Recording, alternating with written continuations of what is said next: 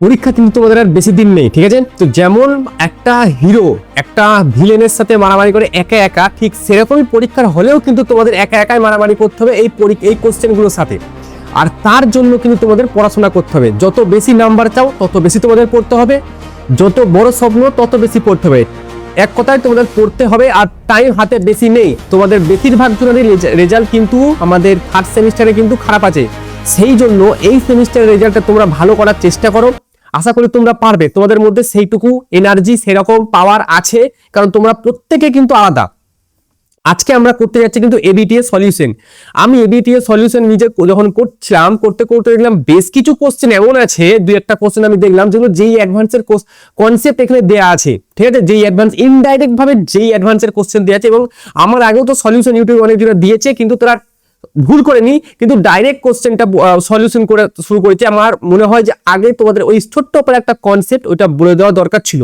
তো যাই হোক, আমরা আজকে SC1 আর SC30 কিন্তু সলিউশন করব চ্যাপ্টার ওয়াইজ। এই তিনটে চ্যাপ্টার থেকে আমরা সলিউশন করব। কোয়ান্টাম তত্ত্ব আমরা সলভ করব, পরমাণু, এবং আমরা সলভ করব নিউক্লিয়াস। আর তোমরা যারা যারা নতুন, অবশ্যই আমাদের এই টেলিগ্রামটাই কিন্তু যুক্ত হয়ে যেও, ঠিক আছে? এইখানে কিন্তু আমি শুধু নোট, তাছাড়া আরো অনেক ইম্পর্টেন্ট কোশ্চেন হ্যান্ড রিটেন নোটও অনেক সময় দিয়ে থাকি।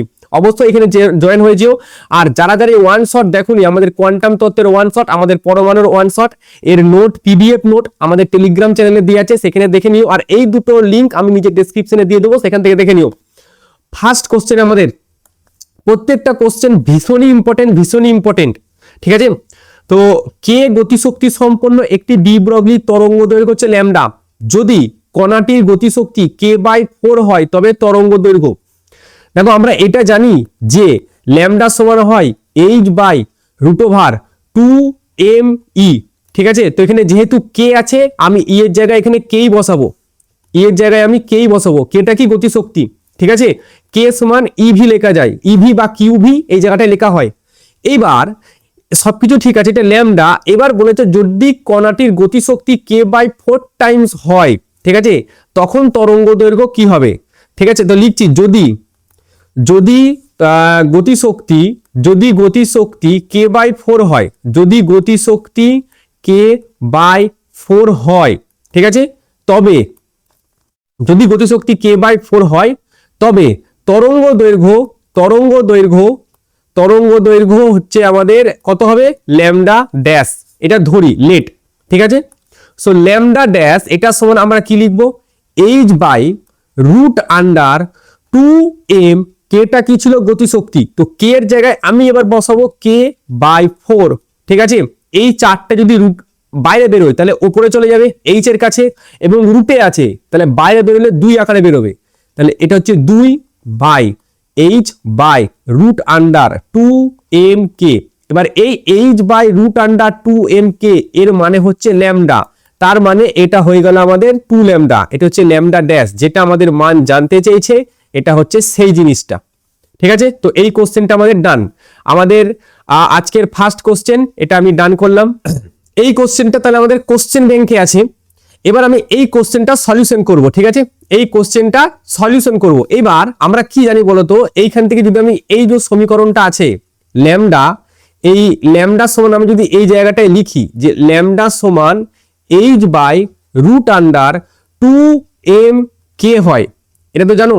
তার মানে এইখানে, আর আমরা জানি যে ডি ব্রগলির সমীকরণ হয় h/p, তাহলে p সমান √2mk। দেখা যাচ্ছে পিটা কি, পিটা হচ্ছে ভরবেগ, ঠিক আছে? পিটা হচ্ছে ভরবেগ, বা তুমি এরকমও প্রমাণ করতে পারো যে হাফ mv তার স্কোয়ার, এটা সমান হয় একটা ইলেকট্রনের গতিশক্তি, একটা ইলেকট্রনের একটা কণার গতিশক্তি, যেটা হয় q ইন্টু ভি, ঠিক আছে? q into V. এইবার এই ওপরেরটাকে তুমি যদি m দিয়ে গুণ করো তাহলে এটা হয় m²/v², আর নিচেও যদি m দিয়ে গুণ করো তাহলে এটা হয় q ইন্টু ভি। এবার m² ইন্টু v², এটার মানে হচ্ছে p তার স্কোয়ার, তাহলে এটা সমান লিখতে পারি 2mq ইন্টু ভি। মনে রাখবে এই দিককার যে ভিটা আছে এটা হচ্ছে কিন্তু আধান, ঠিক আছে? আর এই দিককার যে ভিটা আছে এটা হচ্ছে বেগ, এটা কিন্তু মনে রাখো।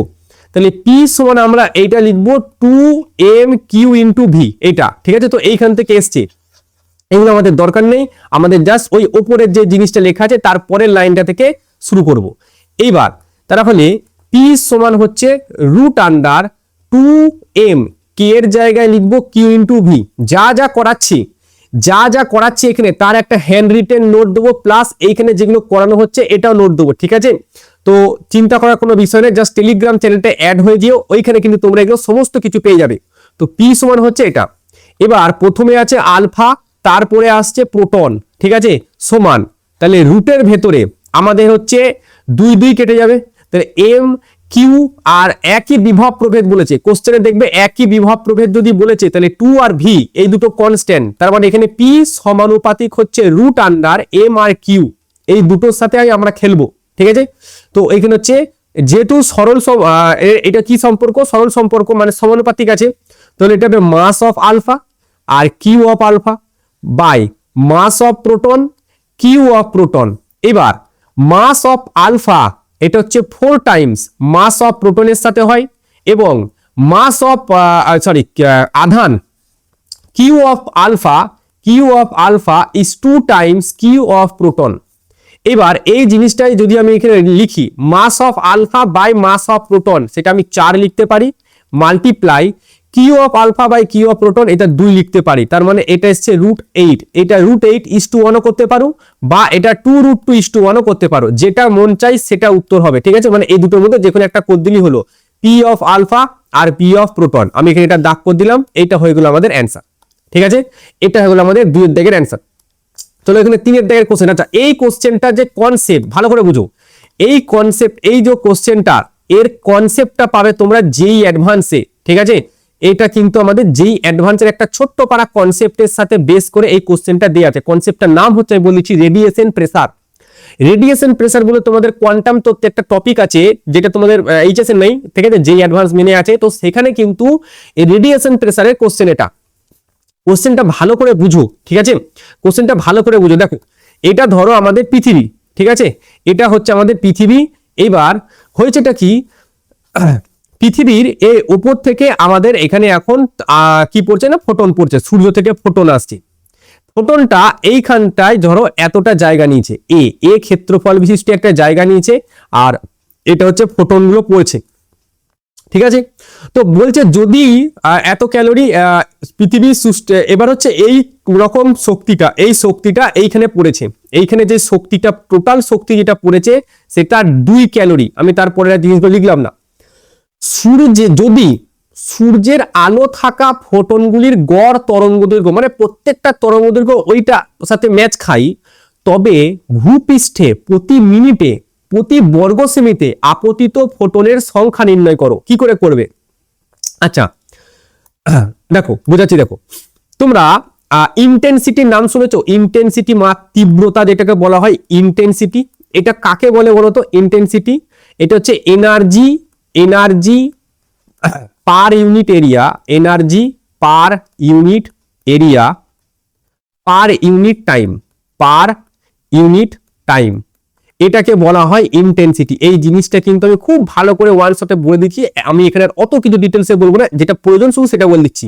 ইন্টেন্সিটি ডেফিনেশন হয় এটা, মানে প্রতি একক সময়ে প্রতি একক ক্ষেত্রফলে যে পরিমাণ শক্তি এসে পড়ছে তাকে আমরা বলবো তীব্রতা। ইন্টেন্সিটিকে বাংলাতে তীব্রতা বলা হয়। তাহলে ইন্টেন্সিটি আই, এটা সমান লেখা হয় এনার্জি ওপরে পার ইউনিট এরিয়া, পার মানে সেটা নিচে যাবে, এরিয়ার কথা আছে আর সময়ের কথা আছে, তাহলে টি লেখা যাবে। তাহলে ই সমান হচ্ছে আই এ টি, বুঝা গেল? এই ই সমান হচ্ছে আই এ টি। এইবার ধরো আমাদের টোটাল এনার্জি কত করেছে এখানে? 2 ক্যালোরি। আচ্ছা, এটা হচ্ছে টোটাল এনার্জি, এটাকে কি বলা হয়? এটা হচ্ছে টোটাল এনার্জি, এটা হচ্ছে টোটাল এনার্জি। আচ্ছা, ভালো কথা, যে টোটাল এনার্জি, এই টোটাল এনার্জিটা বলে দিয়েছে, ঠিক আছে, 2 ক্যালোরি বলেছে। এবার শোনো, ধরো এইখানে 100 জুল, এই কথার কথা, এই যে ক্ষেত্রফলটায়, এই ক্ষেত্রফলটায় 100 জুল শক্তি এসে পড়লো। কত জুল? 100 জুল শক্তি এসে পড়লো, ঠিক আছে? প্রতিটা ফোটনের শক্তি হচ্ছে ধরো 20 জুল। কি বললাম? প্রতিটা ফোটনের শক্তি 20 জুল, আর এই ক্ষেত্রফলটার মধ্যে 100 জুল শক্তি এসে পড়লো, তার মানে কটা ফোটন পড়লো? 100 ভাজিত 20, 5টা ফোটন এসে পড়লো, তাই না? প্রতিটা ফোটনের শক্তি যদি 20 জুল হয় তাহলে 5টা ফোটন পড়লে 100 জুল হচ্ছে। তার মানে নাম্বার অফ ফোটন যেটা এন, বড় হাতে এন দিয়ে যদি ডিনোট করি, সেটা সমান উপরে যাবে টোটাল এনার্জি, উপরে যাবে total energy ENERGY, total energy, আর নিচে হচ্ছে একটি ফোটনের শক্তি, একটি ফোটনের শক্তি। বুঝা গেল এবার কি বললাম? একটি ফোটনের শক্তি। আর একবার বল দিচ্ছি, এই যে ক্ষেত্রফলটা আছে, এই ক্ষেত্রফলটায় টোটাল এনার্জি পড়েছে 100 জুল, ঠিক আছে? 100 পড়েছে টোটাল, ঠিক আছে? 100 জুল শক্তি ওই ক্ষেত্রফলটার উপরে পড়েছে। এক একটা ফোটনের শক্তি 20 জুল, তাহলে কতগুলো ফোটন পড়েছে? 100/20, 5টা। তার মানে কি করলে টোটাল এনার্জি যেটা, সেটাকে দিয়ে ফোটনের একটা শক্তি যেটা, সেটা ভাগ দিয়ে দিলে তাহলে উত্তর বেরিয়ে গেল। সেম জিনিস এখানে আমরা করবো। এবার একটা ফোটনের শক্তি, এখানে ফোটনের শক্তি এই জায়গায় যদি করি, তাহলে ই সমান এটা হবে 12,400 ভাজিত কত আছে? 5,500 আর্মস্ট্রং, তাহলে 5,500। তাহলে ই এর মান যদি ক্যালকুলেশন করা হয়, এটা আসবে 2.25 ইলেকট্রিক ভোল্ট, ঠিক আছে? এটা আসবে 2.25 ইলেকট্রিক ভোল্ট। এইবার এইখানে যদি আমি জায়গা পাই, তাহলে এখানে এক কথায় হচ্ছে টোটাল এনার্জি যেটা, সেটা আসছে 2 ক্যালোরি।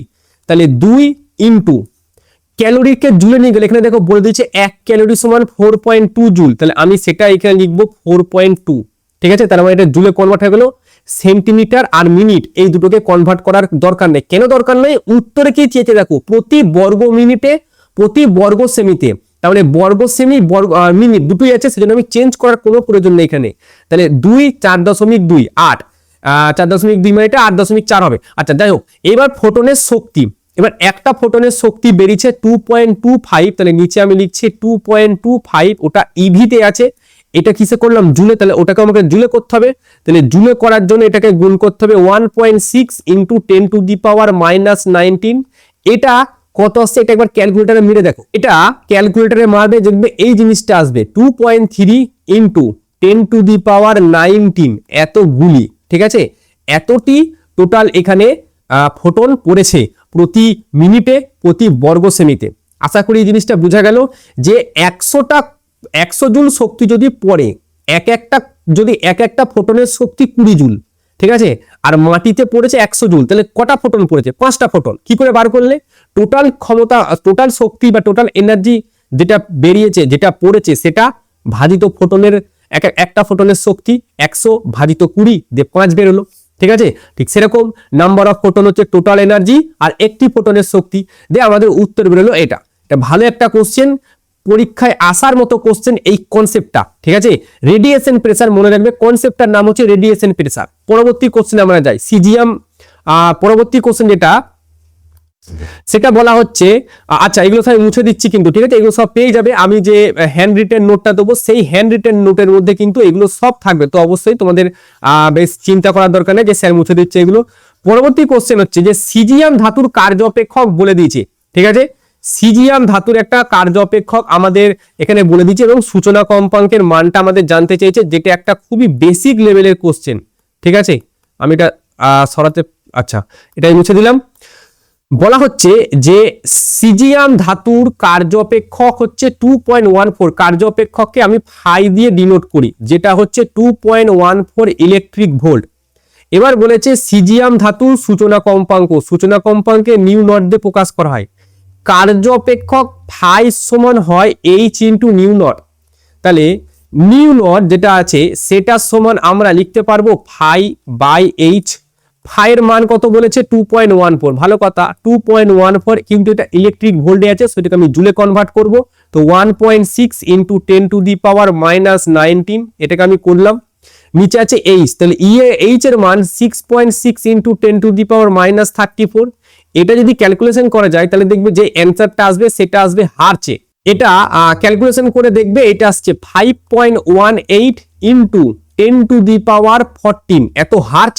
এটা কিন্তু আমাদের অ্যান্সার আসে, ঠিক আছে? 5.18 ইন্টু 10⁻14 হার্টজ অ্যান্সার কিন্তু এটা পেয়ে যাবে। নেক্সট বলেছে যদি 0.60 নিবৃত্তি বিভবে আলোক তড়িৎ প্রবাহ বন্ধ হয়ে যায়, তবে আপতিত আলোর তরঙ্গ দৈর্ঘ্য নির্ণয় করো। আমরা তার মানে এখানে যেটা নিবৃত্ত বিভব সমান হয় EVS, এটা সমান হয় HC by lambda, HC by lambda না লিখে আমি লিখছি E মাইনাস ফাই।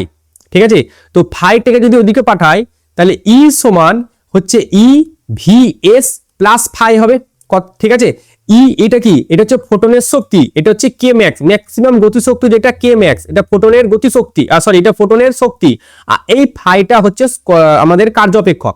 এইবার ইটাকে এদিকে রাখো, ফাইটাকে ওদিকে পাঠাও, যুক্ত হয়ে গেল। আচ্ছা, ই ইনটু এই যে ভিএস, যেটা সেই ভিএস এর মান কত বলেছে 0.60, সো 0.60। আচ্ছা, প্লাস যে ফাইয়ের মানটা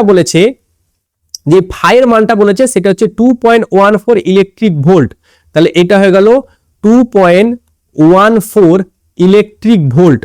কি বললাম, এটাকে বলেছে 0.60 ভোল্ট, আর এটা বলা হচ্ছে 2.14 ইলেকট্রিক ভোল্ট। তার মানে এইখানে যদি আমি এই ইটাকে কমন নিই, ঠিক আছে, ইটাকে যদি কমন নিই, তার মানে ইটাকে যদি কমন নিই তাহলে দেখো দুটি ভোল্টেজ হয়ে গেল, এটাও ভি হয়ে গেল, এটাও ভি হয়ে গেল, তাহলে 2.14 প্লাস 0.60। ঠিক আছে, এটা ক্যালকুলেট করা যাক, যে এটা কত আসে, দেখ 0.74, সো 2.74 ই আসছে এটা। ঠিক আছে, কিন্তু আমাকে এটা চাইনি, আমাকে চেয়েছে কি, যেটা সেটা হচ্ছে আপতিত আলোর তরঙ্গ দৈর্ঘ্য। এবার ই সমান এটা লেখা যায় যে HC বাই ল্যামডা, এটা সমান হচ্ছে 2.74 ইন্টু ই, এই 2.74টা এইদিকে পাঠাও, তাহলে HC কে যদি আমি এটা যদি HC আছে, HC ভাজিত 2.74 ই, এটা সমান ল্যামডা লিখতে পারি। ল্যামডা সমান আমাদের কি লিখতে পারবো, HC, H এর মান 6.6 into 10 to the power minus 34, এটা লেখা যায়, ইন্টু C আছে, C এর মান 3 ইন্টু 10 টু দি পাওয়ার 8। ঠিক আছে, আর 2.74টা নিচে এলো, তাহলে 2.74 ইন্টু ই, এর মানটা হচ্ছে 1.6 into 10 to the power minus 19। এইখান থেকে তুমি ল্যামডাটা ক্যালকুলেশন করবে 453 আর্মস্ট্রং। আমার এই ক্যালকুলেটারে এই মানটা এখানে বসানো যাবে না, ঠিক আছে, এই মানটা এখানে বসানো যাবে না, তা না হলে আমি বসিয়ে দিতাম। তো এই মানটা তোমরা নিজেদের ক্যালকুলেটারে মারবে, দেখবে 453, সরি আর্মস্ট্রং না, এটা ন্যানোমিটারে আসবে। ঠিক আছে, এটা 453, এটা আমাদের ন্যানোমিটারে আসবে, বুঝে গেল। তো আমাদের এখানে 5-এর দাগের দুটি হয়ে গেল। ঠিক আছে, 5-এর দাগের দুটি হয়ে গেল, আমি এখানে দাগ দিয়ে দিচ্ছি, 5-এর দাগের এটাও ডান, 5-এর দাগের এটাও ডান। পরবর্তী কোশ্চেন আমরা 6-এর দাগে যাই, এবং 6-এর দাগের কোশ্চেনটা কিন্তু খুবই ইম্পর্টেন্ট। এইখানে হাইড্রোজেন বর্ণালীর কোন রেখা বর্ণালী অতি বেগুনি অঞ্চলে অবস্থান করে এটা জানতে চেয়েছে। উত্তরটা কি হবে, লাইম্যান। ঠিক আছে, উত্তরটা হচ্ছে লাইম্যান আমাদের ইউভির মধ্যে থাকে, বামার আমাদের ভিজিবল রেঞ্জের মধ্যে থাকে। তারপরে লাইম্যান, বামার হয়ে গেল, পাসেন, ব্রাকেট, ফুন্ড, হামফ্রে, যতগুলো আছে এরা সব IR এর মধ্যে থাকে, ইনফ্রারেড অবলোহিত রশ্মির যে রেঞ্জ, সেই রেঞ্জের মধ্যে থাকে বাকিগুলো। ঠিক আছে, লাইম্যান থাকে ইউভির মধ্যে, বামার থাকে ভিজিবলের মধ্যে। পরবর্তী যে কোশ্চেনটা বলছে, এই কোশ্চেনটা দেখো, কোশ্চেনটা বলছে যে হিলিয়াম আয়নের দ্বিতীয় কক্ষপথে ইলেকট্রনের মোট শক্তি। তো ইলেকট্রনের টোটাল যে শক্তি ইটি, এটা হয় -13.6, উপরে হয় Z²/n²। এবার ফর হিলিয়াম জেড এর মান কত, 2। আচ্ছা, এন এর মানও এখানে আমাদের 2 বলে দিয়েছে। দেখো, হিলিয়ামের জন্য জেড এর মান 2, হাইড্রোজেন তারপরে হিলিয়াম, তো হিলিয়ামের জন্য জেড এর মান 2, আর দ্বিতীয় কক্ষপথ বলে দিচ্ছে, সেজন্য আবার এন এর মানও 2। সব মানগুলো যদি এখানে পুট করি, 13.6, উপরেও 4, নিচেও 4, 4 আর 4 যদি কাটে, এটা হচ্ছে -13.6 ইলেকট্রিক ভোল্ট। ঠিক আছে, ই টি ব্র্যাকেটে আমি লিখে দিলাম হিলিয়াম, এবং এটা আমাদের লাগবে। ঠিক আছে, এটাই হচ্ছে আমাদের উত্তর, বুঝে গেল। তো 7-এর দাগের হয়ে গেল, 7-এর দাগেরটা আমি দাগ দিয়েছি, 7-এর দাগেরটা হয়ে গেল, তো এটাও ডান। নেক্সট আমরা যাচ্ছি, এখন আমরা কিন্তু এখনো SC1ই আছি।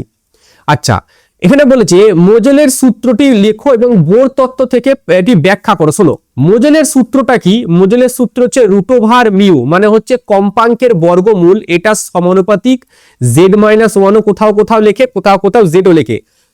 তো এক কথায় কম্পাঙ্কের বর্গমূলটা পরমাণু ক্রমাঙ্কের সাথে সমানুপাতে পরিবর্তিত হয়। কি বললাম, কম্পাঙ্কের বর্গমূল। ঠিক আছে, এটা কম্পাঙ্ক আছে, তার উপরে রুট আছে, তাহলে কম্পাঙ্কের বর্গমূলটা জেড, জেডটা হচ্ছে পরমাণু ক্রমাঙ্ক বা পারমাণবিক সংখ্যা, এর সাথে সমানুপাতিক। এবার বোর তত্ত্বের সাহায্যে জিনিসটা কি করে ব্যাখ্যা করবে, দেখো আমি লিখে দিয়েছি, এটা লিখে দেবে।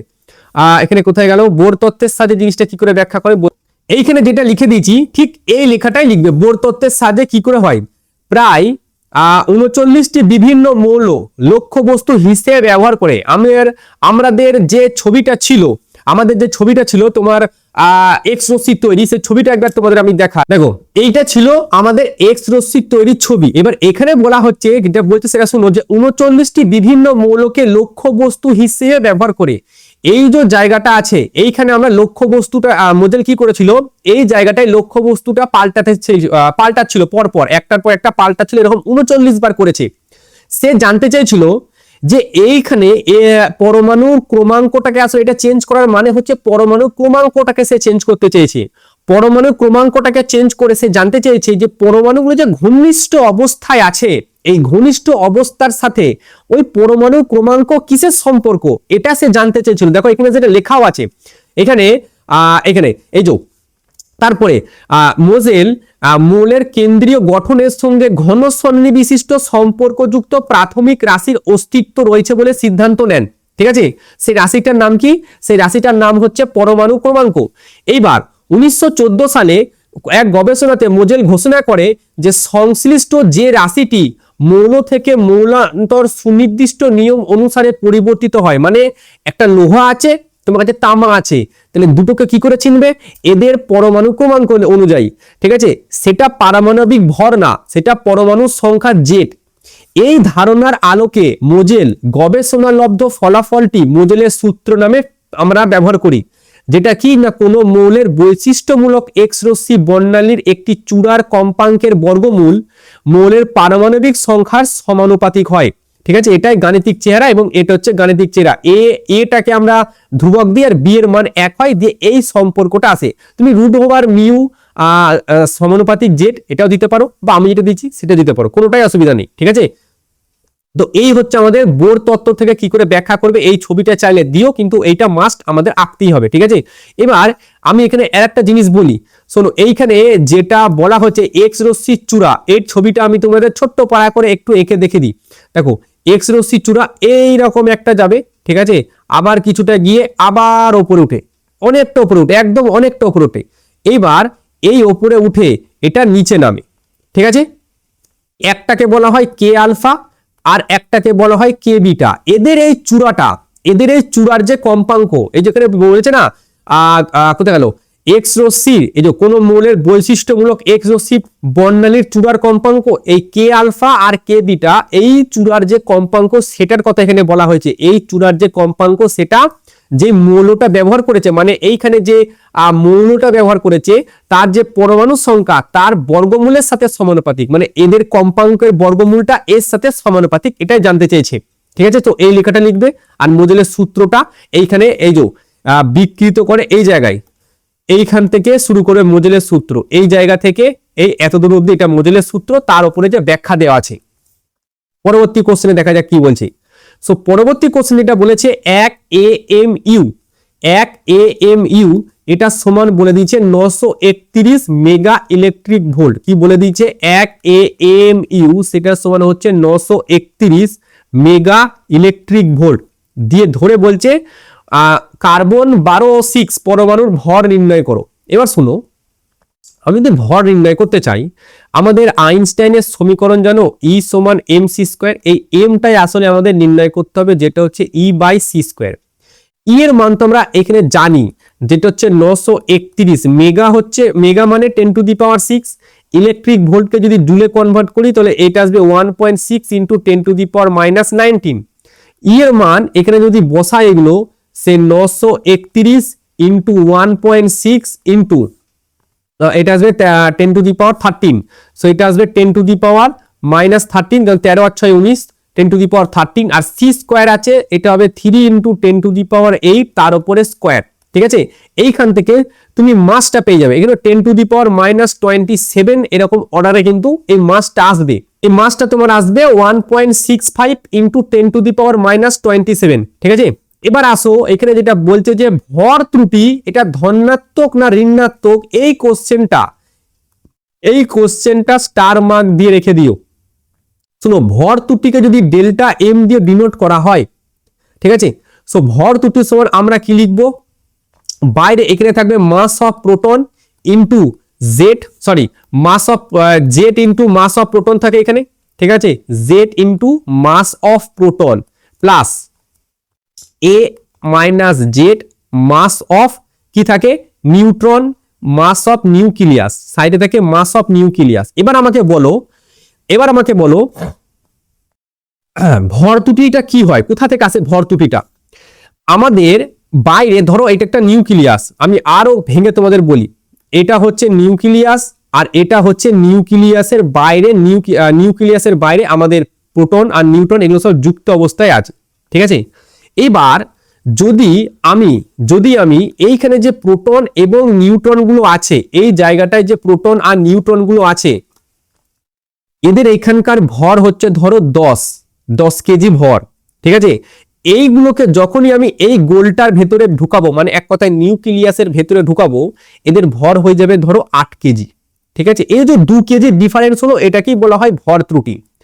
সেরকম এইটা কি, এটা হচ্ছে নিউক্লিয়নের ভর আর এটা নিউক্লিয়াসের ভর, ঠিক আছে। নিউক্লিয়নের ভর বেশি আর নিউক্লিয়াসের ভর কম।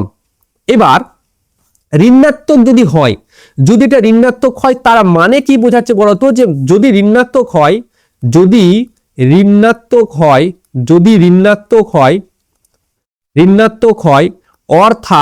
অর্থাৎ আচ্ছা ডেল্টা এম পজিটিভ কখন হবে, যদি এটা বড় হয়, 5 থেকে 2 বাদ দেবে, এটা ধরো 5, এটা ধরো 2, তাহলে 3 আসবে পজিটিভ, কিন্তু এই পুরো মানটা ধরো 5, এর মানটা ধরো 2, তাহলে পজিটিভ 3 উত্তর আসবে।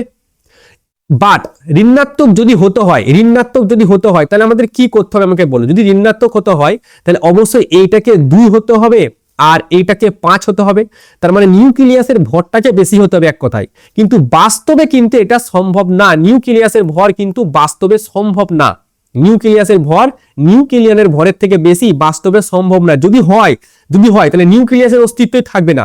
এই যে নিউক্লিয় বলটা তাহলে কোথা থেকে আসবে, তাই না? নিউক্লিয় বল তৈরি করার জন্য শক্তি, ভরটা যে শক্তিতে কনভার্ট হচ্ছে, সেই ভরটাই তো থাকবে না। যদি ঋণাত্মক হয় অর্থাৎ নিউক্লিয়াসের ভর নিউক্লিয়নের ভরের বেশি, নিউক্লিয়ন এর ভর থেকে বেশি, নিউক্লিয়াসের ভর নিউক্লিয়নের ভরের থেকে বেশি। যদি ঋণাত্মক হয় অর্থাৎ নিউক্লিয়াসের ভর নিউক্লিয়নের ভরের থেকে বেশি, যা বাস্তবে সম্ভব নয়, ঠিক আছে, যা বাস্তবে সম্ভব নয়।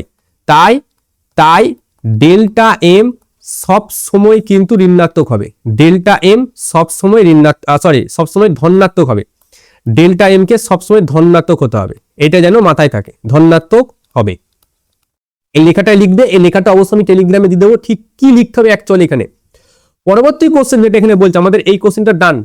পরবর্তী কোশ্চেন বলেছে এখানে নিউক্লিয়নের প্রতি নিউক্লিয়নের বন্ধন শক্তির সাথে পরমাণুর ভর সংখ্যার একটা আমাদের ছবি আঁকতে হবে এবং সিদ্ধান্ত আঁকতে হবে। তো ছবিটা দেখে নাও, ছবিটা হচ্ছে এখানে আমি ছবিটা আঁকিনি, আচ্ছা ছবিটা আমি এখানে এঁকে দিচ্ছি।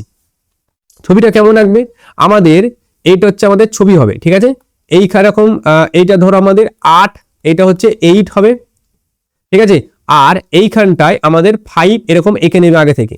তারপরে এই ছবিটা এইখান থেকে উঠবে, এইখান থেকে উঠে নামলে একবার, আবার একবার উঠবে এবং নেমে তারপরে আবার উঠা শুরু করবে এবং এই জায়গাতে এসে এরকম নিচে নামবে, ঠিক আছে। এই যে ছবিটা, এই ছবিটাই তোমরা আঁকবে, আর একটু ভালো করে আঁকবে, দেখবে বইয়ে সুন্দর করে দিয়ে আছে। এইখানে থাকবে হাইড্রোজেন, এই জায়গায় থাকে হিলিয়াম, ঠিক আছে, হাইড্রোজেন হিলিয়াম, এইখানে থাকে কার্বন, আচ্ছা এই জায়গায় থাকে মেবি নাইট্রোজেন থাকে এখানে, ঠিক আছে, আমাদের হিলিয়াম, এই জায়গায় থাকে লিথিয়াম, এই জায়গায় থাকে কার্বন, আর এই নিচেটায় থাকে নাইট্রোজেন। এবং এই টপে একদম এই যে এই জায়গাটা টপ, এইখানে থাকে Fe56 বলে একটা মৌল, এবং এই জায়গাতে আমাদের থাকে ইউরেনিয়াম 235। এই Fe56 এর এই অঞ্চলটা খুবই স্থায়ী অঞ্চল, এই জায়গাটা স্থায়ী অঞ্চল, ঠিক আছে, এই জায়গাটা খুবই স্থায়ী অঞ্চল এবং এর ডান দিক এবং এর বাঁ দিক এই দুটো দিকই অস্থায়ী হয়, ঠিক আছে। এইটা তোমরা আঁকবে, এই ছবিটা এখানে জানতে চেয়েছে। এই ওপরে হয় প্রতি নিউক্লিয়নের বন্ধন শক্তি আর এইদিকে হয় ভর সংখ্যা, ঠিক আছে, এইদিকে হয় ভর সংখ্যা। এবার কি কি আমরা সিদ্ধান্ত নিচ্ছি, প্রথম সিদ্ধান্ত দেখো, Fe56 এর কাছাকাছি নিউক্লিয়াসগুলি প্রতি নিউক্লিয়নে বন্ধন শক্তি সর্বোচ্চ, এর মান প্রায় 8.8 হয় এবং 8.8 এর কাছাকাছি যত মৌল নিউক্লিয়াসগুলো আছে, ঠিক আছে, যাদের বন্ধন শক্তি 8.8 মেগা ইলেকট্রিক ভোল্ট, তারা কিন্তু সবাই স্থায়ী হিসেবে মানা যায়, তাদেরকে স্থায়িত্ব দেওয়া যায়। সেই জন্য বলা হয় Fe56 এর কাছাকাছি নিউক্লিয়াসগুলির প্রতি নিউক্লিয়নের বন্ধন শক্তি সর্বোচ্চ, এর অর্থ নিউক্লিয়াসগুলি সুস্থিত, 1 নম্বর। 2 নম্বর কেস, হালকা নিউক্লিয়াসগুলো, এই বাঁ দিকের গুলো হালকা নিউক্লিয়াস, এরা কি করবে, হালকা নিউক্লিয়াসগুলো ওই 8.8 এ যত যেতে চাইবে, তখন কি করবে, ওরা দুটো নিউক্লিয়াস একসঙ্গে যুক্ত হয়ে যাবে। দুটো নিউক্লিয়াস একসঙ্গে যুক্ত হয়ে গেলে ওদের প্রতি নিউক্লিয়নের যে ভর সংখ্যা, নিউক্লিয়ন প্রতি বন্ধন শক্তি যেটা, সেটা বেড়ে যাবে। এবার নিউক্লিয়ন প্রতি বন্ধন শক্তি যদি বেড়ে যায়, ওরা স্থায়িত্ব পেয়ে যাবে। এই দুটো জিনিস এখান থেকে ব্যাখ্যা করা যায় এবং শেষে এটা বল দেবে যে নিউক্লিয় বিক্রিয়া, এটা এই যে দুটো হালকা নিউক্লিয়াস পরস্পর যুক্ত হয়ে গেল, তার মানে সংযোজন, ঠিক আছে। ও স্থায়িত্ব সম্পর্কে, এই যে Fe56 এর কাছাকাছি যতগুলো মৌল আছে তারা সবসময় স্থায়ী অবস্থায় থাকে, তাহলে স্থায়িত্ব সম্পর্কে সিদ্ধান্ত পাওয়া যায়। শেষে জাস্ট এই লেখাটা একটু লিখে দিও, তাহলেই হবে। পরবর্তী কোশ্চেনে আমরা যাই। পরবর্তী কোশ্চেন এখানে বলেছে যে দেখাও যে ভি বিভব প্রভেদ দ্বারা ত্বরিত একটি ইলেকট্রনের ডি ব্রগলি তরঙ্গ দৈর্ঘ্য নাকি এটা হবে, এটা আমাকে প্রমাণ করতে হবে। এগুলো কিন্তু SC 13 এ চলছে। আচ্ছা, ধরি এখানে যেহেতু ইলেকট্রন বলছে, m ভরের একটি ইলেকট্রনকে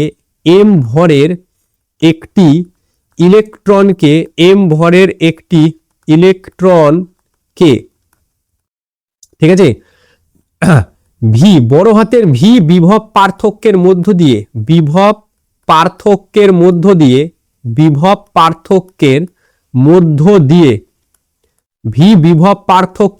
দিয়ে চালনা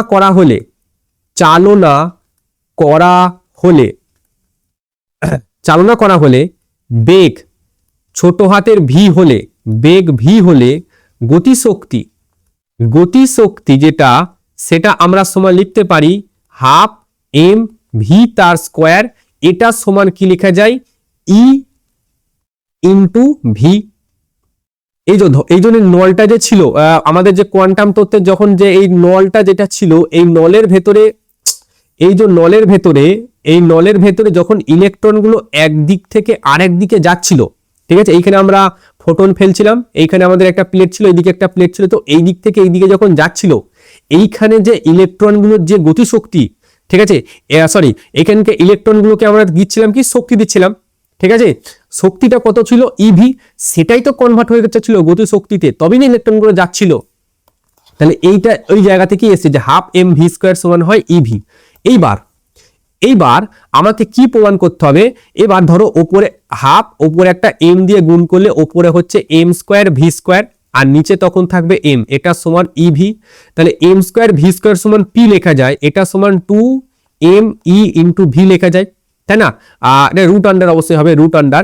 এইবার ডি ব্রগলির তরঙ্গ দৈর্ঘ্য ল্যামডা, এটা সমান কি হয়, এইচ বাই পি হয়, এটা সমান এইচ, আর পি এর জায়গায় আমরা কি বসিয়ে দেবো 2ME আর ভি। তাহলে আমাদের প্রমাণিত হয়ে গেল যেটা আমাদের প্রমাণ করতে চেয়েছিল, এই জিনিসটা, ঠিক আছে, এই জিনিসটা আমাদের প্রমাণ করতে চেয়েছিল এবং এটা আমি এখানে দিয়ে দিলাম। পরবর্তী কোশ্চেন এটা বলেছে একটি প্রোটন আর একটি আলফার তরঙ্গ দৈর্ঘ্য সমান, তাদের ত্বরক বিভবগুলি লেখো। কি করে করব এটা, দেখো কি বলেছে আগে দেখি। বলা হচ্ছে একটি প্রোটন আর একটি আলফা, আচ্ছা, এদের তরঙ্গ দৈর্ঘ্য জানতে চেয়েছে, প্রোটন আর আলফা তরঙ্গ দৈর্ঘ্য আমাকে জানতে চেয়েছে, প্রোটন জানতে চেয়েছে আর আলফা জানতে চেয়েছে। আমি আরেকবার দেখে নিচ্ছি, প্রথমে প্রোটন তারপরে আলফা। তার মানে তরঙ্গ দৈর্ঘ্য ল্যামডা অফ প্রোটন, এটা সমান আমি লিখতে পারি এইচ অফ কি লিখবো এখানে 2m কিউ ইন্টু ভি, আর এর জন্য ল্যামডা অফ আলফা এটা সমান আমি লিখবো h by root under 2m Q into V. আচ্ছা, এটা আমি প্রোটনের জন্য, এটাও প্রোটনের জন্য, এটাও প্রোটনের জন্য, আর এই তিনটেই কিন্তু প্রোটনের জন্য। কোশ্চেনে বলা হচ্ছে এদের তরঙ্গ দৈর্ঘ্য সমান, তার মানে কোশ্চেনে যেটা বলছে তরঙ্গ দৈর্ঘ্য সমান, তার মানে ল্যামডা অফ পি সমান ল্যামডা অফ আলফা। যদি আমি করি এইচ এইচ আগের মতো কেটে যাবে, 2 2 এটাও কেটে যাবে, তাহলে এইদিকে পড়ে থাকছে মাস অফ প্রোটন, আচ্ছা কিউ অফ প্রোটন এবং ভি অফ প্রোটন এটা সমান, আচ্ছা এগুলো সব আলফা হবে, এটা একটু মিস্টেক হয়ে গেছে, এগুলো একটু আলফা আলফা করে দাও, ঠিক আছে, যে এটা হচ্ছে আমাদের mass of alpha, Q of alpha আর ভি অফ আলফা, ঠিক আছে, এটা হচ্ছে ভি অফ আলফা। সো এইখানটাতে আমি লিখবো mass of alpha, Q of alpha, V of alpha. এইবার আমাদের প্রথমে চেয়েছে প্রোটন, তারপরে চেয়েছে আলফা, ঠিক আছে, তাহলে V of proton by V of alpha এটা সমান আমরা লিখতে পারি mass of alpha, Q of alpha, mass of proton, Q of proton. একটু আগে লিখলাম যে মাস অফ আলফা এটা হচ্ছে 4 টাইমস মাস অফ প্রোটনের থেকে, এবং কিউ অফ আলফা এটা 2 টাইমস কিউ অফ প্রোটনের থেকে, তার মানে এটা 4 ইন্টু 2 হবে, তার মানে 8 হবে। তাহলে V of proton is to V of alpha এটা সমান আমরা লিখতে পারি 8:1, এবং এটাই হচ্ছে আমাদের অ্যান্সার, ঠিক আছে, এটাই আমাদের অ্যান্সার। যা যা এখানে আমি করেছি, যা যা করেছি সব কিছুর একটা PDF note, hand written PDF note এইখানকার একটা আমি টেলিগ্রামে দিয়ে দেবো। তো তোমরা এটা ভাবো না যে পরীক্ষার খাতায় আমরা কি লিখবো স্যার, এগুলো তো লিখলে পরীক্ষার খাতায় নাম্বার পুরোপুরি দেবে না, তো তার জন্য ব্যবস্থা করে রেখেছি আমরা হ্যান্ড রিটেন পিডিএফ নোট আমরা টেলিগ্রাম চ্যানেলে অবশ্যই দিয়ে দেবো, তো মাস্ট সেখানটা জয়েন হয়ে যাও। আচ্ছা, পরবর্তী কোশ্চেন এখানে বলা হচ্ছে যে তিনটি বিভিন্ন কম্পাঙ্কের আপতিত আলোর ক্ষেত্রে অ্যানোড বিভবের সঙ্গে আলোক তড়িৎ প্রবাহ। এই ছবিটা কিন্তু বিশালই ইম্পর্টেন্ট, ঠিক আছে, এই যে ছবিটা এখানে এঁকে দিচ্ছি, আমি ভালো করে এঁকে দিচ্ছি, এই ছবিটা কিন্তু ভীষণই ইম্পর্টেন্ট একটা ছবি, আমি এখানে যতটা পারছি ভালো করে আঁকার চেষ্টা করছি, ঠিক আছে, এইরকম ধরো আছে, ঠিক আছে। এইবার এইখানটায় আমাদের বলা হচ্ছে এই দিকটা হয় প্রবাহ মাত্রা আই, ঠিক আছে, প্রবাহ মাত্রা আই, এবং এই দিকটা হয় ভি। আর প্রথম যে গ্রাফটা যায় সেটা এইরকম গিয়ে এরকম যায় 1 নম্বর, দ্বিতীয় যে গ্রাফটা যাবে সেটা ঠিক এইরকম গিয়ে তারপরে এরকম 2 নম্বর, আর তৃতীয় যে গ্রাফটা যাবে সেটা এইরকম গিয়ে এরকম যায় 3 নম্বর। এটা হচ্ছে V1, এটা V2, এটা V3, এটা μ1, এটা μ2, এটা μ3। μ1 এর মান সব থেকে বেশি, μ2 এর মান তার থেকে কম, আর μ3 এর মান সব থেকে কম, এবং V3 সব থেকে বেশি, V2 তারপরে V1। আচ্ছা, এইটা V2 V3 V1 কি, এটা বলা হচ্ছে নিবৃত্তি বিভব, ঠিক আছে, এটাকে বলা হয় নিবৃত্তি বিভব, নিবৃত্তি বিভব না, এটা হচ্ছে আমাদের হ্যাঁ ঠিক আছে, এটা হচ্ছে নিবৃত্তি, ঠিক লিখেছিলাম, এটা নিবৃত্তি বিভব, ঠিক আছে, নিবৃত্তি বিভব বলা হচ্ছে এটা।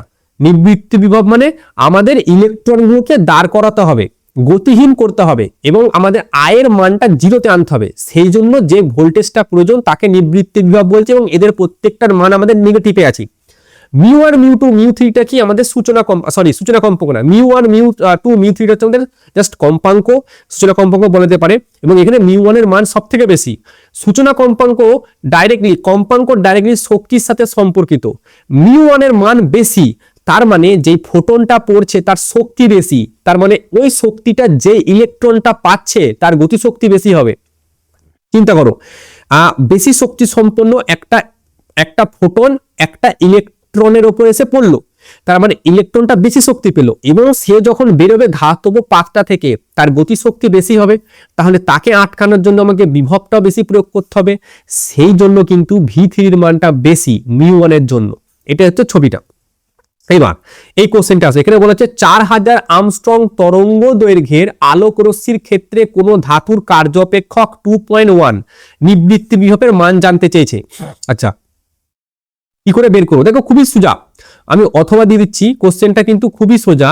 আমাদের যে কে ম্যাক্স ছিল, কে ম্যাক্স এটা সমান ই মাইনাস 5। এবার ই সমান আমাদের ছিল 12,400 ডিভাইডেড বাই ল্যামডা ছিল, ল্যামডার মান দেওয়া আছে 4000, ঠিক আছে, ল্যামডার মান 4000। এটা তোমার ক্যালকুলেশন করে এটা দেখবে আসবে 3.1 ইলেকট্রিক ভোল্টের মতো। আমি এখানে আমি লিখবো 3.1 মাইনাস 5, 5 এর মান হচ্ছে 2.1, তাহলে 2.1 এটা সমান হচ্ছে 1 ইলেকট্রিক ভোল্ট। এবার কাহিনী দেখো, এখানে কি জানতে চেয়েছে, নিবৃত্ত বিভব জানতে চেয়েছে, কে ম্যাক্স এর মান জানতে চাইনি। কে ম্যাক্স সমান হচ্ছে ইভিএস, এই ভিএসটা কি, এটা নিবৃত্ত বিভব, তাহলে এই দিকের ই আর এই দিকের ই যদি কেটে যায় তাহলে ভিএস সমান কি হয়, 1 ভোল্টেজ হয়, এবং এটাই তো উত্তর জানতে চাইছে, 1 ভোল্টেজের মান এটাই আসলে আমাদের জানতে চেয়েছে, ঠিক আছে। নেক্সট আমাদের কোশ্চেন হচ্ছে, এরপরে হচ্ছে 7 দাগের কোশ্চেনটা কি বলছে শোনো। আচ্ছা, এই যে কোশ্চেনটা এটা কিন্তু খুব সুন্দর আমি ওয়ান শটে করে দিয়েছি, ঠিক আছে, একবার শুধু ওই জিনিসটা দেখে নিয়ে ওয়ান শটে কেমন লিখতে হবে না লিখতে হবে লিখে দিয়েছি, এবং তার নোটটাও আমাদের টেলিগ্রামে কিন্তু দেওয়া আছে।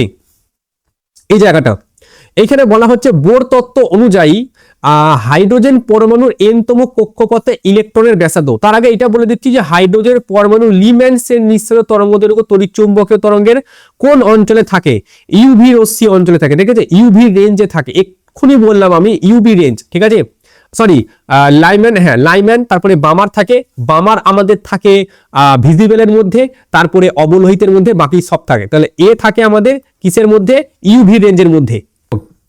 বোর তত্ত্ব অনুযায়ী আমাদের ইলেকট্রনটা ঘুরছে, ঠিক আছে, এখানে আমি একটা ছবি আঁকলাম, আমাদের ইলেকট্রনটা এই জায়গাতে আছে, এটা হচ্ছে কেন্দ্র, কেন্দ্র থেকে এই যে ব্যাসার্ধটা, এই ব্যাসার্ধটা ধরো আর, এই যখন ঘুরছে এইদিকে একটা অভিকেন্দ্র বল কাজ করছে, সেই অভিকেন্দ্র বলটা হচ্ছে mv²/r, আর এদের দুজনের মধ্যে একটা স্থির তড়িৎ আকর্ষণ বল কাজ করছে, এটাকে বলা হয় সেন্ট্রিপিটাল ফোর্স, ঠিক আছে। আর এদের দুজনের মধ্যে যে স্থির তড়িৎ আকর্ষণ বলটা কাজ করছে সেটা এফই, তাহলে এফই এটা সমান এফসি, এই জন্যই তো ইলেকট্রনটা ছেড়ে বেরিয়ে চলে যাচ্ছে না।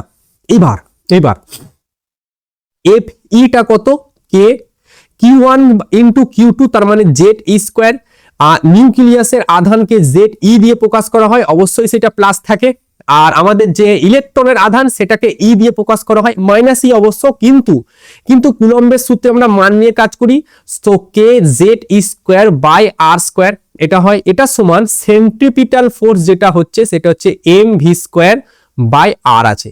তাহলে এই আর এর সাথে এই আর কেটে একটা আর আইলো, তার মানে এখানে যেটা দাঁড়ালো সেটা হচ্ছে এম ভি তার স্কোয়ার, এটা সমান কে জেড ই স্কোয়ার বাই আর এটা রইল।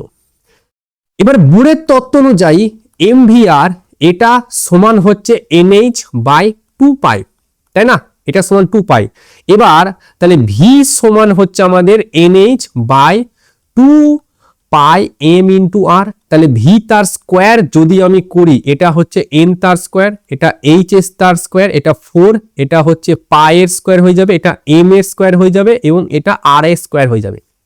তার মানে এটা দাঁড়াচ্ছে এর মান, আসো সব কটার মান এখানে বসাবো, তাহলে এম এর জায়গায় এম বসালাম ইন্টু ভি তার স্কোয়ার, এবার ভি স্কোয়ারের জায়গায় এই মানগুলো বসা, এন তার স্কোয়ার, এইচ এর স্কোয়ার, আচ্ছা 4 পাই তার স্কোয়ার, এম স্কোয়ার ইন্টু আর স্কোয়ার, এম স্কোয়ার ইন্টু আর স্কোয়ার, এটা সমান আমরা লিখব কে জেড ই তার স্কোয়ার, আর নিচে আর, এই আর এর সাথে এই আর কেটে একটা আর থাকবে, এই এম এর সাথে এই এম কেটে একটা এম থাকবে, এই আরটাকে এইদিকে যদি সরাই তাহলে কি থাকছে দেখ, আমি একটু এইটাকে একটা ছকের মধ্যে রেখে দিলাম, ঠিক আছে, এই জায়গাটাকে একটা ছকের মধ্যে রেখে দিলাম, আর এটাকে একটু ভাগ করে দিই, এইখান থেকে এতটা আর এইদিকে এতটা, ঠিক আছে, এতটার মধ্যে আমি করব। এইবার দেখো, তার মানে এই আরটাকে যদি এইদিকে পাঠাই তাহলে আর সমান আমরা কি লিখতে পারি একটু তাকাও, আর এইটাকে জাস্ট এইদিকে পাঠাবো, এটা নিচে আসবে, তাহলে উপরে এন স্কোয়ার এইচ স্কোয়ার থাকলো, উপরে আমাদের এন স্কোয়ার এইচ স্কোয়ার থাকলো, নিচে আমাদের কি এলো 4 পাই স্কোয়ার, 4 পাই এর স্কোয়ার এম ইন্টু আর, এম ইন্টু আর ইন্টু থাকছে কি 1 বাই কে জেড ই তার স্কোয়ার। আচ্ছা আর তো এখানে থাকবে না, এখানে আর থাকবে না, তাহলে এইখানে থাকছে কে, আচ্ছা জেড ই তার স্কোয়ার থাকছে, তাহলে এন স্কোয়ার এইচ স্কোয়ার রইলো। এবার আরটা এদিকে গেলে কে জেড ই স্কোয়ারটা কি হলো নিচে আসবে, তাহলে কে জেড ই স্কোয়ার, কে জেড ই স্কোয়ার নিচে আছে, আর 4 পাই স্কোয়ার ইন্টু এম ওটা রইলো। এই কে এর জায়গায় আমরা কে সমান কি হয় 1/4 পাই এপসাইলন নট হয়, তার মানে 4 পাই এপসাইলন ঘুরিয়ে উপরে চলে যাবে, তাহলে উপরে থাকছে 4 পাই এপসাইলন নট এন তার স্কোয়ার এইচ তার স্কোয়ার এ जो by 4 pi square Z E তার স্কোয়ার এম, ঠিক আছে। কে এর মান তো আমরা বসিয়ে দিলাম, তার মানে দেখো 4 কাটছে, এই পায়ের সাথে এই পাই কেটে নিচে একটা পাই থাকছে, আর কোনো কিছু কাটার এখানে সিনই নাই। তার মানে আর সমান যেটা আমাদের দাঁড়াচ্ছে সেটা হচ্ছে এপসাইলন নট, আচ্ছা উপরে এন তার স্কোয়ার এইচ তার স্কোয়ার আর নিচে পাই এম জেড ই স্কোয়ার, কি থাকছে পাই এম জেড ই তার স্কোয়ার এবং আর সমান হচ্ছে আর নট, উপরে থাকছে এন তার স্কোয়ার আর নিচে থাকছে জেড। এটাই আমাদের আসলে জানতে চেয়েছে, এই জিনিসটাই আসলে আমাদের বের করতে হবে, এই জিনিসটা, ঠিক আছে, এই জিনিসটা এটাই হচ্ছে আমাদের বের করতে হবে, ঠিক আছে। তো এই এখানে আর নট, যেটা আর নট সমান এখানে লিখে দিতে হবে যে epsilon naught pi M square, epsilon naught pi M square, আচ্ছা এর সঙ্গে এইচ স্কোয়ারটাও যোগ করে দাও, epsilon naught H square pi M square এবং এর মান হয় 0.53 আর্মস্ট্রং, ঠিক আছে। এটাই হচ্ছে আমাদের বোর ব্যাসার্ধের সূত্র, যেটা এখান থেকে ডেরিভেটিভ করলাম।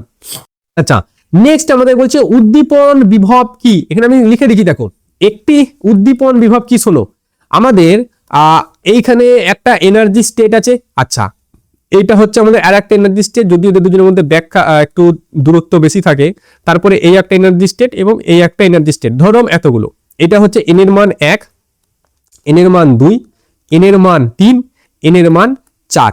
তো এই জায়গাতে একটা এখন ইলেকট্রন আছে, এই জায়গাতে একটা ইলেকট্রন আছে, এই ইলেকট্রনটা ভূমিস্তর, এটাকে কি বলা হয় n ইকুয়াল টু একটা ভূমিস্তর।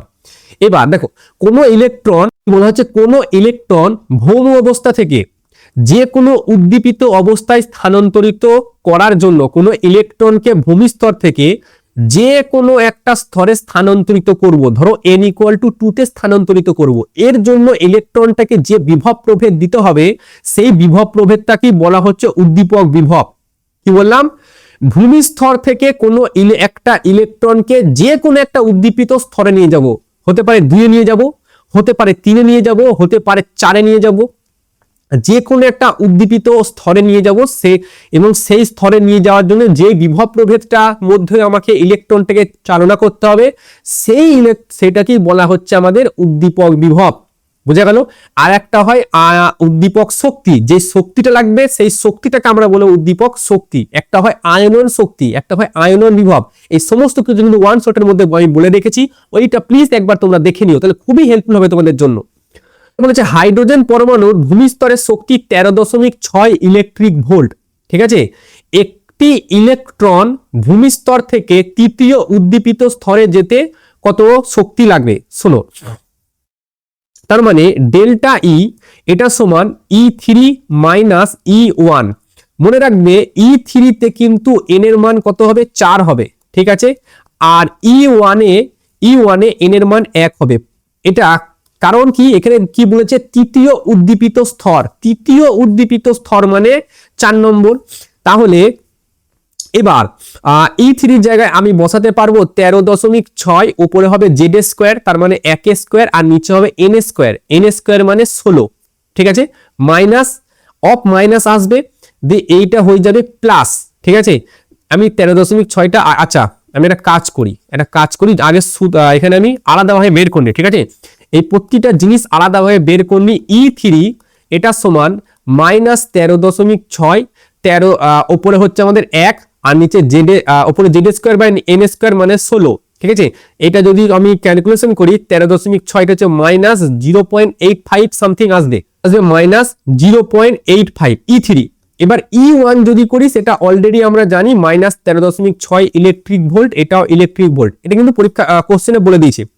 তো E3 এর জায়গায় আমি বসাবো মাইনাস 0.85 মাইনাস অফ মাইনাস, তাহলে প্লাস 13.6।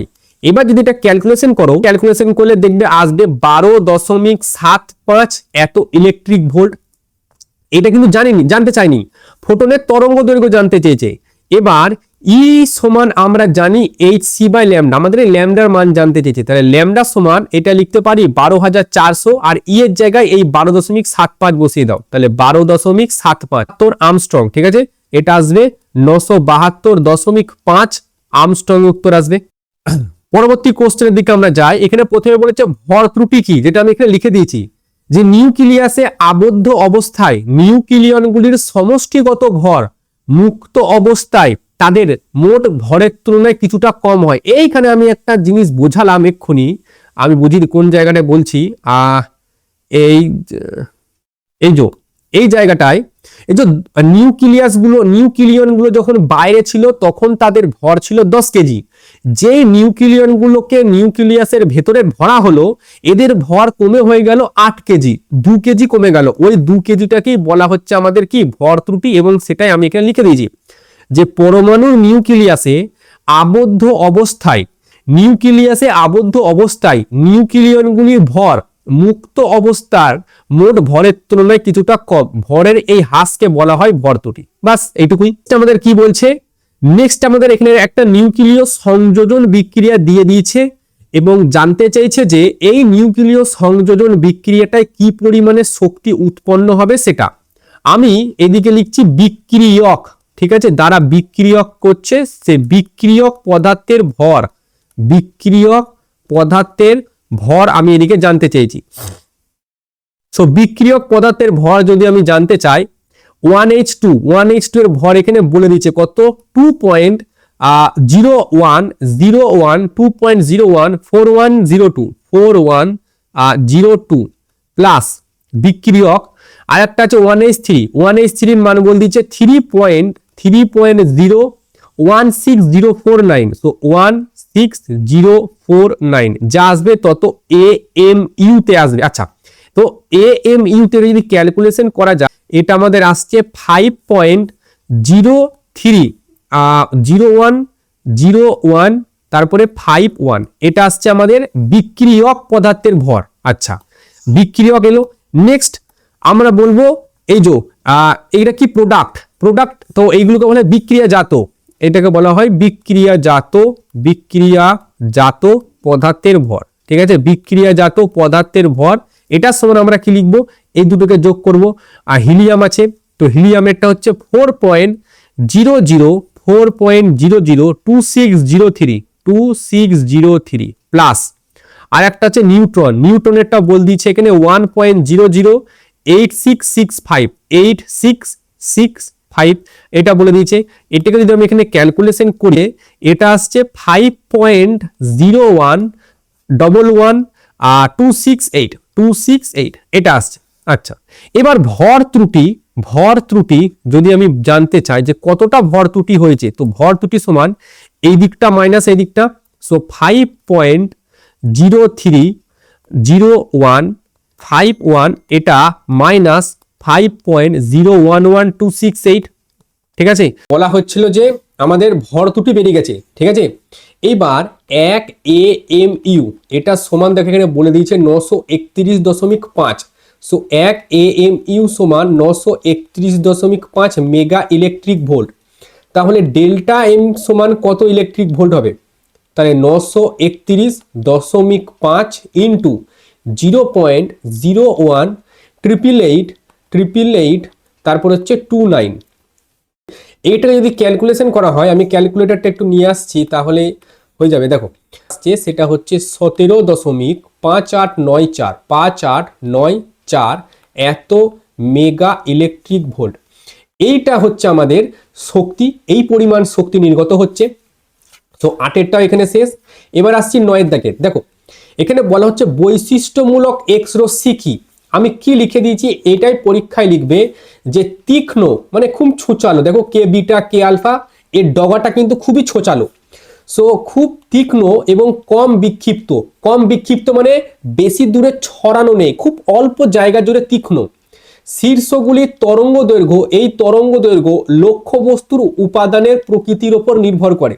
ঠিক আছে, লক্ষ্যবস্তুর উপাদানের প্রকৃতির ওপর নির্ভর করে বা বৈশিষ্ট্য সূচক হওয়ায় এগুলো সংশ্লিষ্ট তরঙ্গ দৈর্ঘ্য বৈশিষ্ট্য এক্স রশ্মিকে এই সংশ্লিষ্ট বা এক্স রশ্মি যে বৈশিষ্ট্যটা একে বলা হয় বৈশিষ্ট্যমূলক এক্স রশ্মি।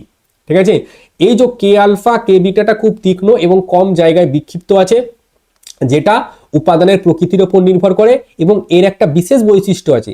এই বৈশিষ্ট্যের জন্য এই এক্স রশ্মিটাকে বলা হয় বৈশিষ্ট্যমূলক এক্স রশ্মি। That's it. নেক্সট কোশ্চেন যেটা আমাদের বলা হচ্ছে যে কে আলফা এবং কে বিটা চূড়া উৎপত্তি কি করে হয়। শোনো, এটা ধরো আমাদের নিউক্লিয়াস পজিটিভ আধান। আচ্ছা, এই জায়গাতে আমাদের এটা হচ্ছে কে কক্ষপথ, ঠিক আছে, এটা হচ্ছে এল কক্ষপথ। এই জায়গাতে এখন একটা ইলেকট্রন বেচারা আছে।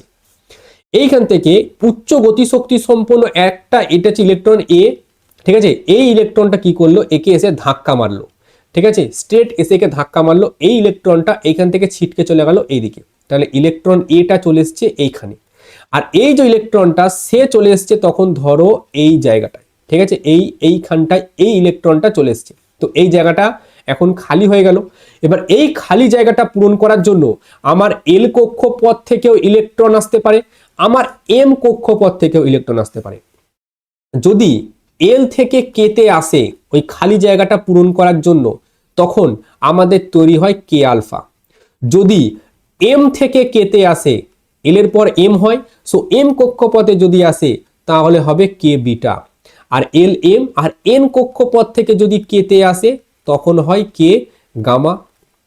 এক কথায় এই কেটা বোঝায় কোন কক্ষপথের ইলেকট্রনটা খালি, আর এই এল এম এনটা বোঝায় কোনখান থেকে ইলেকট্রনটা আসছে। জাস্ট এই কথাটা তোমাকে লিখে দিতে হবে একটু। এর পুরো পিডিএফ নোট আমি তোমাদের টেলিগ্রাম চ্যানেলে দিয়ে দেবো। আর প্রতিটা কোশ্চেন তোমাদের অবশ্যই প্র্যাকটিস করতে হবে এবং এখন থেকে মক টেস্ট দেওয়া শুরু করো চ্যাপ্টার ওয়াইজ।